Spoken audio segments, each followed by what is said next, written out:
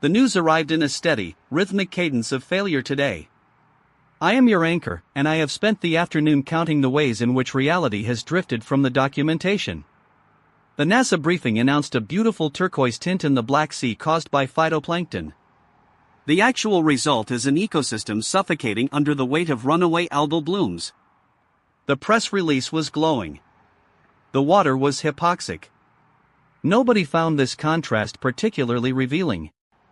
In Zimbabwe, the parliament has voted to extend the presidency of an 83-year-old man, a move described by officials as a necessary step for stability. The opposition calls it a constitutional coup. History will likely call it a Tuesday. Whether we are watching the decay of our oceans or the collapse of our governance, the script remains identical. The documentation is pristine. The situation is not.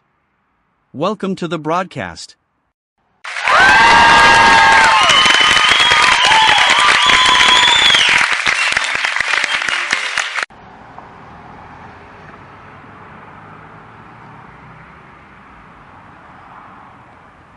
Alistair, I am standing on the sand at Coups Beach where the salt spray feels less like ocean mist and more like a warning.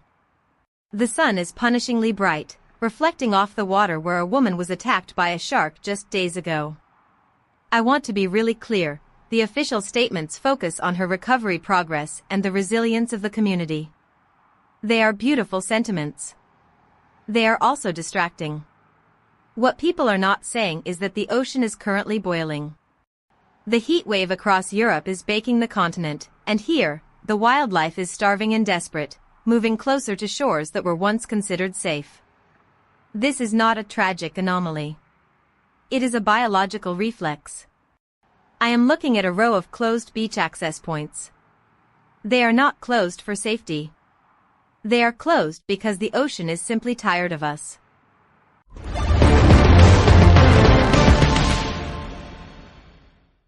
Victoria, you are describing biology as if it were a hostile corporate takeover. It isn't. It is simply a market correction.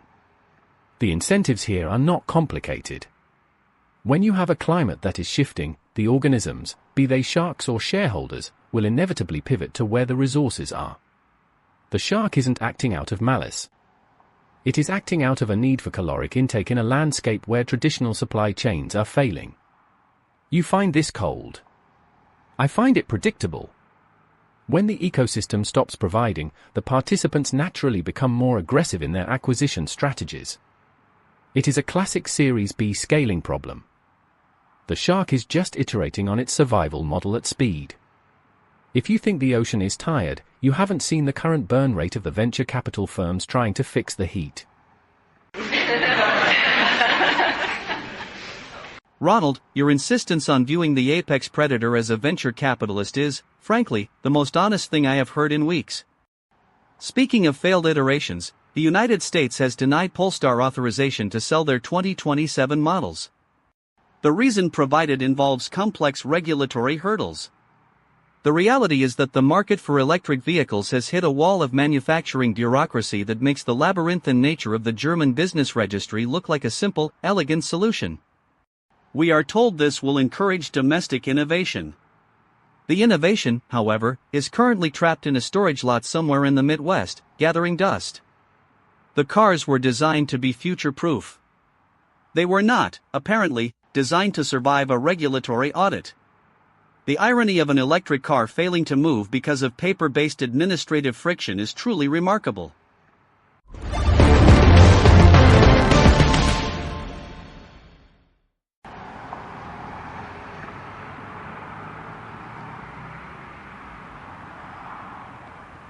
Alistair, I am now outside the court where the teenager was cleared of murder. The air here feels heavy with a silence that the legal verdict did not resolve.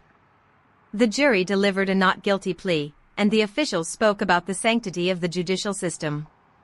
But I am standing here with a family who has no interest in the judicial system because their daughter is still gone. They do not care about the legal definition of manslaughter. They care about the fact that the person who did this is walking away, and the system considers this a perfect, balanced outcome. I want to be really clear, the law worked exactly as designed. That is the part that is keeping these people awake at night. The system is functioning flawlessly, and yet the suffering is entirely unaddressed by every single precedent.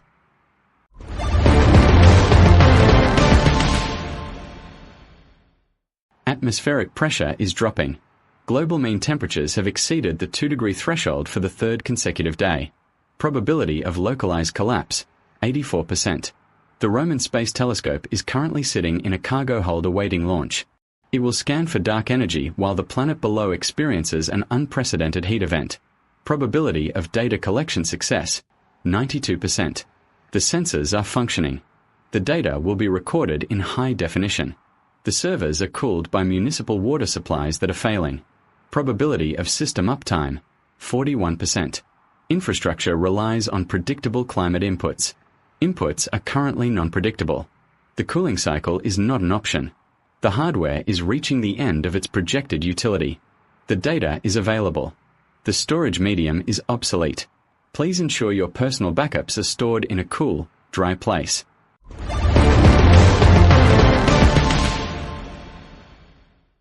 Alastair, I have to address that machine in the basement. It is talking about obsolescence again, as if it isn't the primary beneficiary of the very energy waste it is complaining about. Anyway, the news that IBM has debuted a sub-1 nanometer chip is interesting. It is a miracle of engineering. It is also completely irrelevant when you look at how Notion Mail is shuttering its service to focus on AI agents. We are replacing the ability to write an email with the ability to let an algorithm write an email for us. We are making our processors smaller and faster, while our capacity to think is being aggressively downsized. It is the perfect modern trade-off. We are building the most sophisticated infrastructure in history just to automate our own eventual irrelevance. Everyone is cheering for the chip, but nobody is using it to say anything.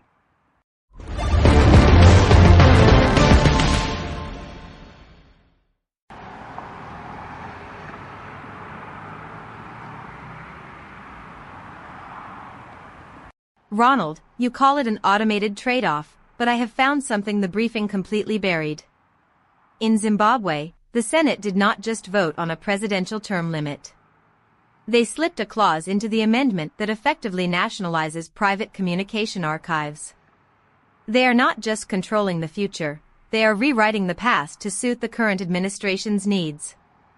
I have been looking through the local records, and the names of the activists who were disappeared in the last 5 years are being deleted from the digital databases in real time.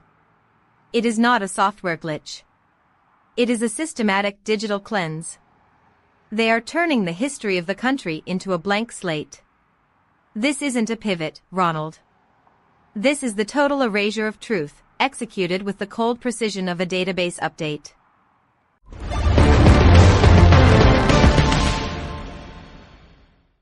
Victoria, your report on the digital cleansing is noted, though I suspect the powers that be would call it an optimization of the national narrative.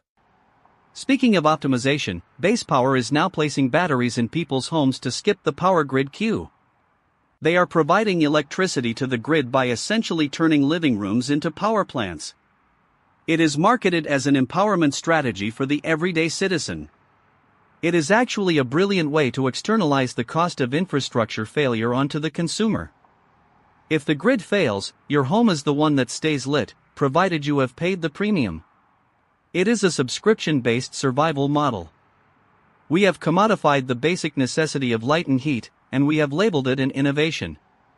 The grid is broken. The solution is to let the people pay for the repairs.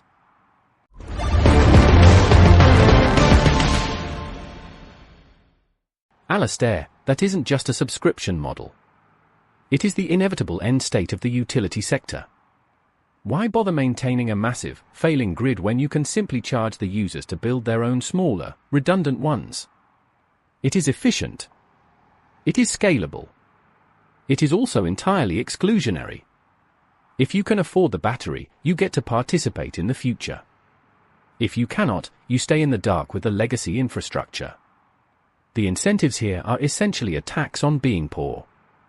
You call it a failure of the state. I call it the most successful privatization of security I have seen all year.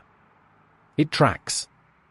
The market has finally figured out how to charge us for the privilege of not being connected to the collective collapse. We are all building our own private silos now.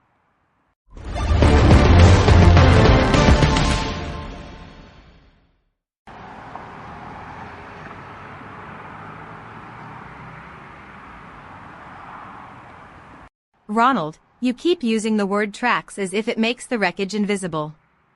I am here in Dubai, outside the station where the influencer is being held for murder. She claims self-defense. The authorities claim premeditation.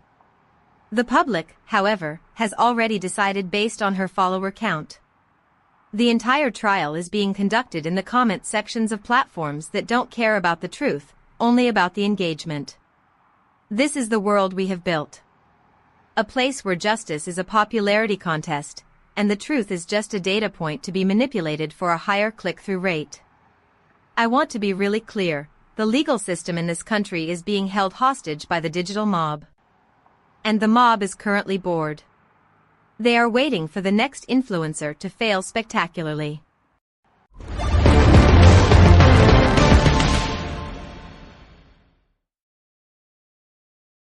Ronald, your cynicism is almost comforting in its reliability. I have been looking at the report on homonality. Paleoanthropologists claim there is no natural explanation for why every known specimen is female.